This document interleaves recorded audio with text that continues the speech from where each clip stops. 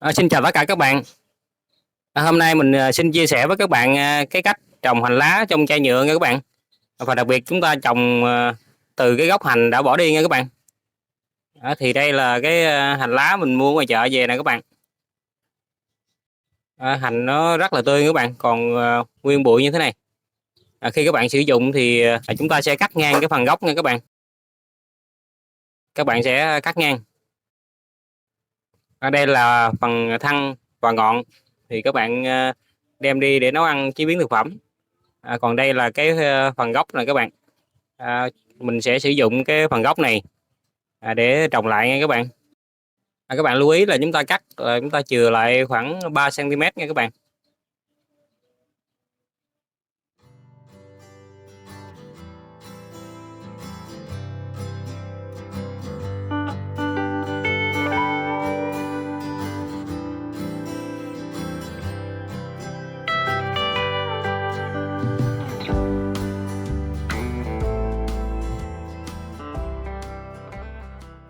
Thì trước khi các bạn trồng thì các bạn sẽ tỉa sơ cái phần rễ của nó nha các bạn.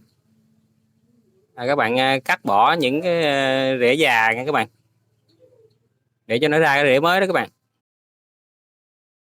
Các bạn có thể cắt ngang như thế này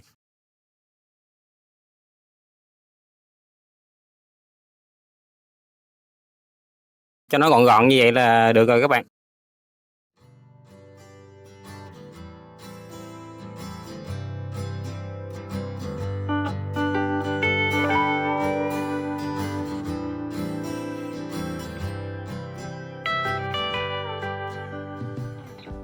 Rồi sau khi cắt xong thì chúng ta sẽ có được 6 góc như thế này các bạn. Các bạn sử dụng cái chai nước ngọt nha các bạn. Chúng ta cắt lấy cái phần phía dưới đáy nha các bạn. Rồi các bạn khoét lỗ cho nó để thoát nước nha các bạn.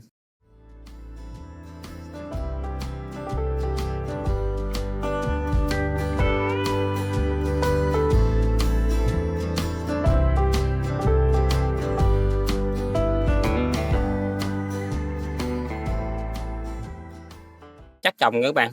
Ở đây thì mình gồm có chấu và sơ dừa mình trộn lại các bạn. Các bạn bổ sung thêm cho mình một số phân trùng quế nha các bạn.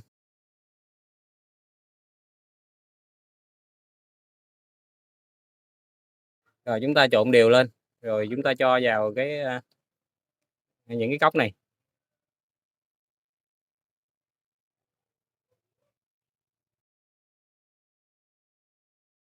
Các bạn lưu ý là chúng ta cho vào lưng lưng cái cốc thôi nha các bạn, để lát nữa chúng ta trồng cho nó dễ các bạn.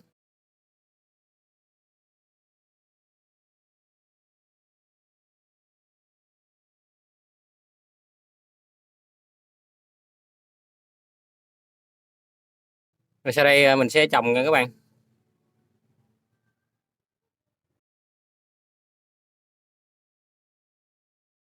Rồi các bạn cho đất vào.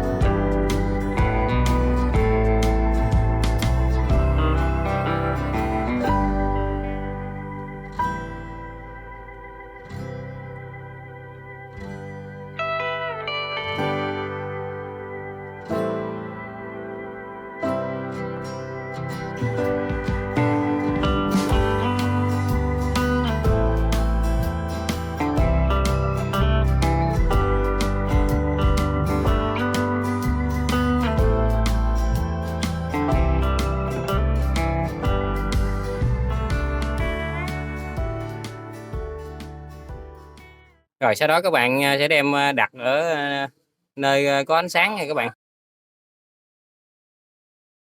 Và đây là cây hành chúng ta đã được 1 ngày này các bạn.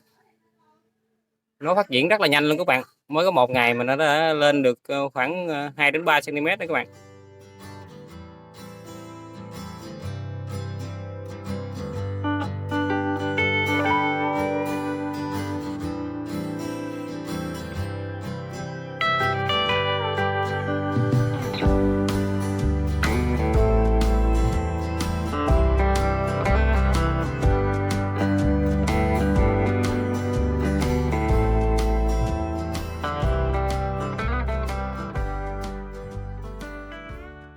Vỏ quả trứng, nghe các bạn, chúng ta bóp nhuyễn ra. Vỏ quả trứng này thì nó, chứa nhiều cái, khoáng chất, đặc biệt là canxi và magie á các bạn, thì nó rất là tốt cho cây cây trồng nha các bạn. Các bạn, bỏ cái này vô cây làm cho cây nó, luôn luôn lúc nào cũng xanh tốt nha các bạn.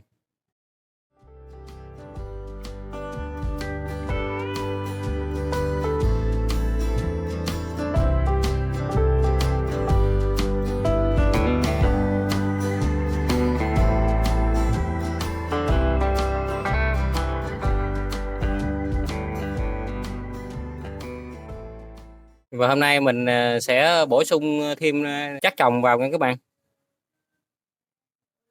để cho cái gốc nó, sẽ, mập lên như vậy, nó phình ra đó các bạn.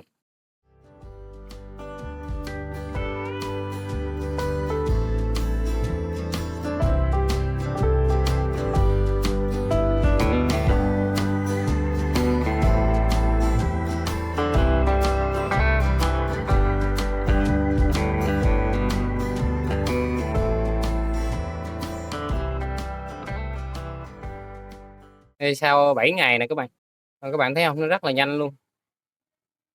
Cây lúc này cao khoảng, 10 đến 15 centimet đó các bạn.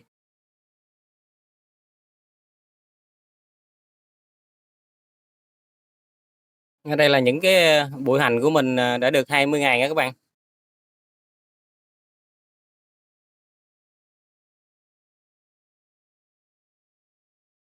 Cây nó rất tốt và khỏe các bạn. Do mình bón đầy đủ phân đó các bạn, cho nên, cây nó rất là khỏe và tốt các bạn. Nó rất là cứng cáp nha các bạn.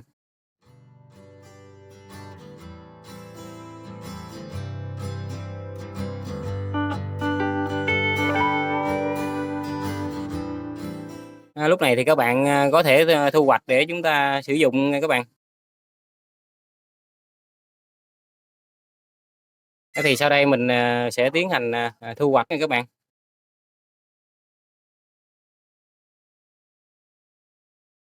Mình sẽ cắt ngang cái phần, gốc, mình lấy cái phần thân và ngọn thôi các bạn. Mình sử dụng, khoảng 2 bụi thôi nha các bạn. Cái phần, gốc còn lại nè các bạn, thì các bạn, cứ để như vậy nó sẽ, nứt lên rồi chúng ta, sử dụng tiếp nha các bạn. Nhưng mà các bạn lưu ý là chúng ta cắt, chúng ta chừa lại khoảng, phân đến 1,5 phân từ mặt đất đổ lên nha các bạn.